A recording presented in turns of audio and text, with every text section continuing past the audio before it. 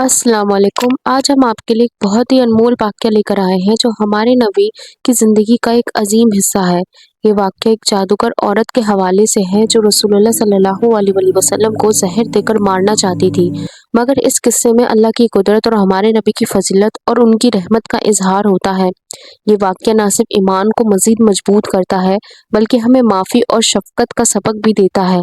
चलिए इस कहानी को तफ़सील से सुनते हैं।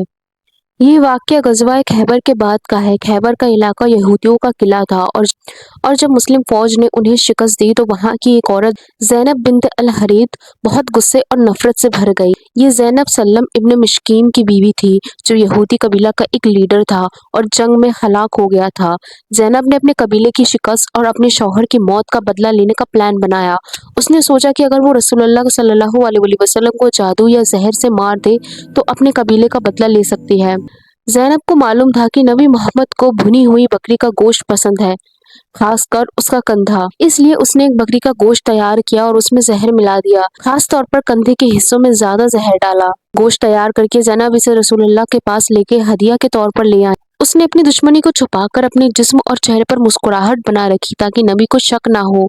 जब रसूलुल्लाह और उनके कुछ सहाबा ने उन गोश्त को खाने के लिए बैठे तो नबी ने एक निवाला उठाया, मगर अल्लाह की कुदरत देखिए, गोश्त का कंधा बोल उठा। गोश्त ने नबी को खुद बता दिया कि इसमें जहर मिला गया है। नबी ने फौरन गोश्त को छोड़ दिया और अपने सहाबा को भी रोक दिया, लेकिन उनमें से एक सहाबी बिश्र इब्न अल-बरा ने पहले ही थोड़ा गोश्त खा लिया था। बिश्र फौरन बीमार हो गया और कुछ अरसे बाद इस जहर की वजह से उसका इंतकाल हो गया। नबी मोहम्मद ने ज़ैनब को बुलाया और उससे पूछा कि उसने ऐसा क्यों किया। ज़ैनब ने बिना झिझक किए अपना जुर्म कबूल कर लिया। उसने कहा, मैंने सोचा कि अगर तुम झूठे हो तो तुम जहर से मर जाओगे और अगर तुम वाकई अल्लाह के नबी हो तो अल्लाह तुम्हें बचा लेगा। ये बात ज़ैनब की ज़ाहिरी दुश्मनी और शक को ज़ाहिर करती है, लेकिन अल्लाह ने अपने नबी को इस मुश्किल से महफूज रखा।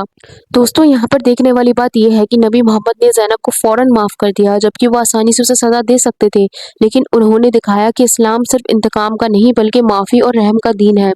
मगर जब बिश्र इब्न अल-बर्रा ज़हर के असर से वफ़ात पा गया तो बिश्र के खानदान ने इंसाफ का मुतालबा किया और उसके बाद ज़ैनब को सज़ा दी गई। इस वाक़ये से हमें ये कंक्लूजन मिलता है कि ये वाक़या हमें बहुत कुछ अहम सबक सिखाता है।